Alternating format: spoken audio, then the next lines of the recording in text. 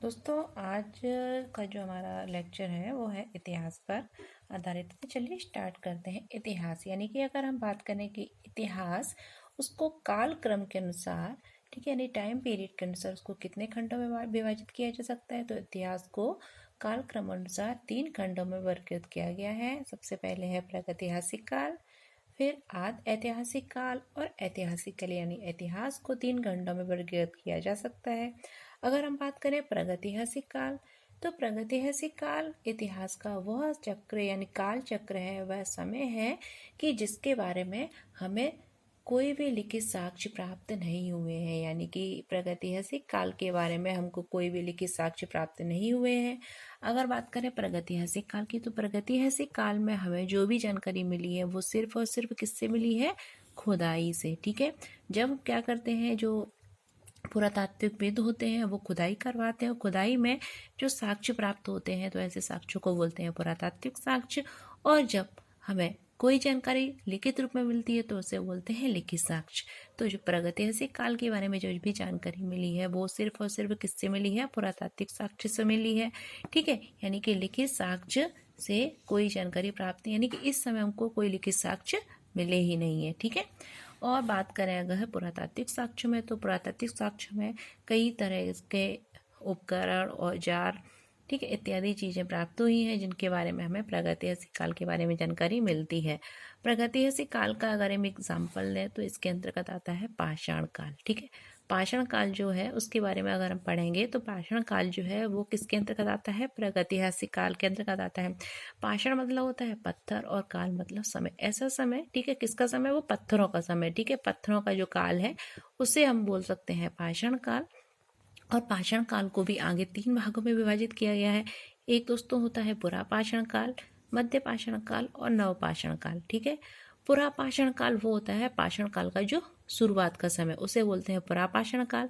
बीच का समय मध्य पाषाण काल, और पाषाण काल जब खत्म होने वाला था, ठीक है, यानी उसका खत्म होने वाला जो काल था, यानी अंतिम समय पाषाण काल का, तो वो होता है नव पाषाण काल।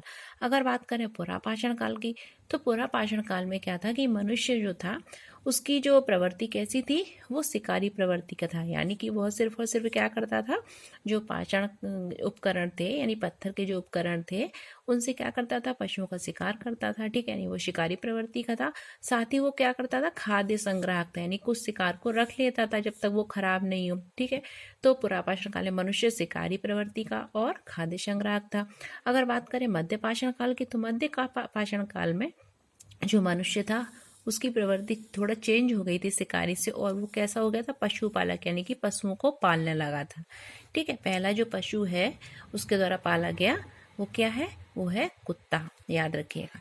अगर बात करें नवपाषाण काल की, तो नवपाषाण काल में उसकी प्रवृत्ति थोड़ी और चेंज हुई और वो कृषि करना सीख गया, यानी कि वो कृषक में तब्दील हो गया, कृषक बन गया। साथ ही उसने आग का आविष्कार भी उसके द्वारा कर लिया गया। ठीक है, उसने आग जलाना सीख लिया।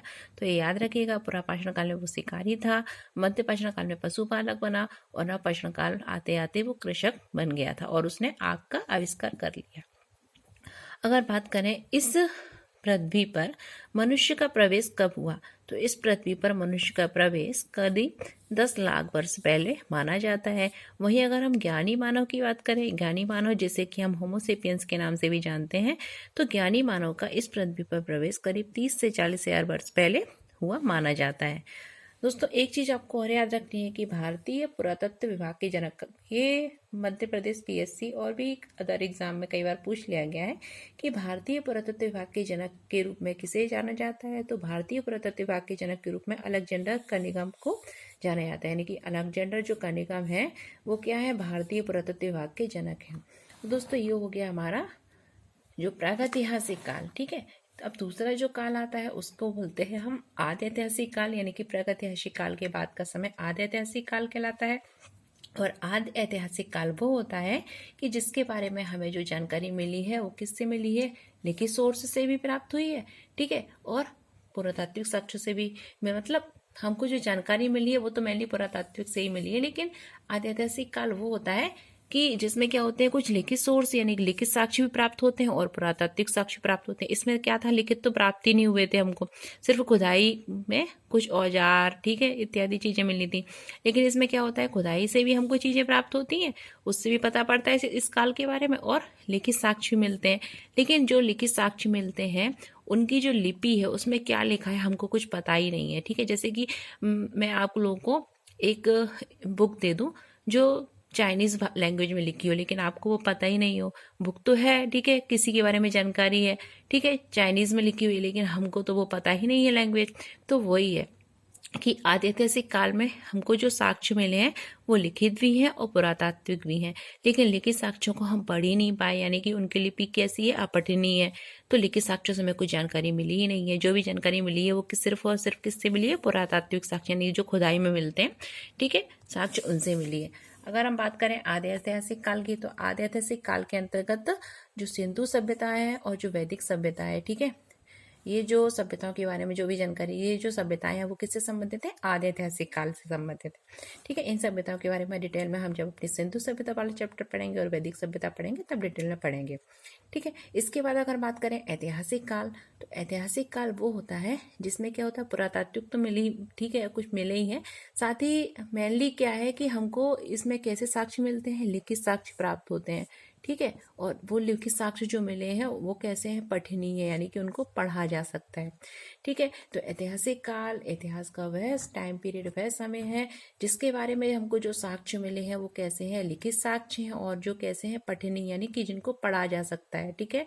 तो वो जो टाइम पीरियड होता है वो क्या कहलाता है, ऐतिहासिक काल कहलाता है। और अगर इसका हम एग्जाम्पल देखें तो ये कब से कब तक रहा होगा, तो ये 6वीं शताब्दी ईसा पूर्व से, ठीक है, ये जो टाइम पीरियड है वो कब से स्टार्ट हुआ है, 6वीं शताब्दी ईसा पूर्व से शुरू इस समय की मानी जाती है। ये ऐतिहासिक काल की जो शुरुआत है वो 6वीं शताब्दी ईसा पूर्व से मानी जाती है, यानी कि वैदिक सभ्यता का जब एंड हो गया था, ठीक है, सिंधु घाटी सभ्यता, वैदिक सभ्यता थी, इनका जब खत्म, ये जो सभ्यताएं जब खत्म हो गई थी उसके बाद यानी 6वीं जब शताब्दी स्टार्ट हुई, 6वीं शताब्दी ईसा पूर्व के आरंभ से ऐतिहासिक काल का प्रारंभ माना जाता है। तो दोस्तों ये हो गया हमारा इतिहास का काल निर्धारण। इसका जो हमारा अगला वीडियो आएगा, ठीक है, उसमें हम पढ़ेंगे मेनली पाषाण काल को डिटेल से, प्रागैतिहासिक काल को डिटेल से पढ़ेंगे, उसके बाद आदि ऐतिहासिक काल, और फिर हमारा जो अगला जो वीडियो आएगा उसके बाद हम पढ़ेंगे ऐतिहासिक काल। तो देखते रहिए, वीडियो देखने के लिए धन्यवाद और पढ़ते रहिए, लाइक से सब्सक्राइब करिए।